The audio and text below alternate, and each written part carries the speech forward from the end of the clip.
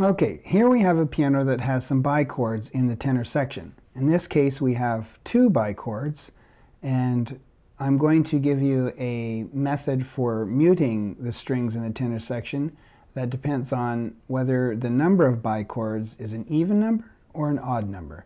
In this case, we have an even number of bichords. When we have an even number of bichords, we have to do a little extra. So let me show you what's happening. We take the mute strip, and all of the mute strip is in between each of these notes, and I'll just show you how this works. So then we stick the mute strip in between those notes, and now when we get to the last pair of trichords, we stop and we ask ourselves, is it an even number or an odd number?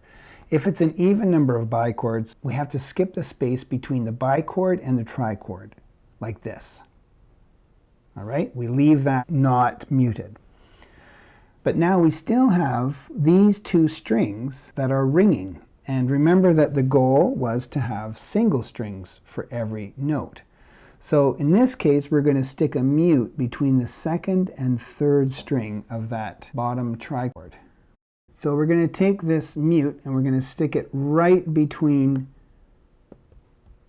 the second and third string right here.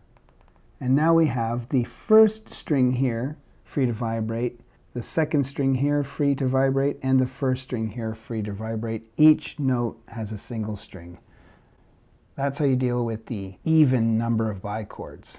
Now the odd number of bichords is so odd and uncommon that I wasn't able to find a picture of a piano with an odd number of bichords, so we're going to use this picture. I think there's another string there, but we can't see it. So let's assume that this just has one bichord, which is an odd number. So each of the notes has the mute strip between them, and we end up coming to this last pair of trichords, and we stop and we ask ourselves, is it even or is it odd? Well, if it's even, we're going to have to skip the space between the bichord and the trichord and then have to use a rubber mute. But because it's an odd case, which is the rare case, we only need to insert the mute between the bichord and the trichord. And now we're done. That is the left string that's free to vibrate, and for all of these trichords, it's the center string that's free to vibrate. Now, if we had more bichords here, like 3 or 5 or 7, then you just do the same muting as you do on the bichords when they're in the bass. That is, you would skip the space between these two bichords and go to the next. So that's how you deal with bichords in the tenor section and how you mute them.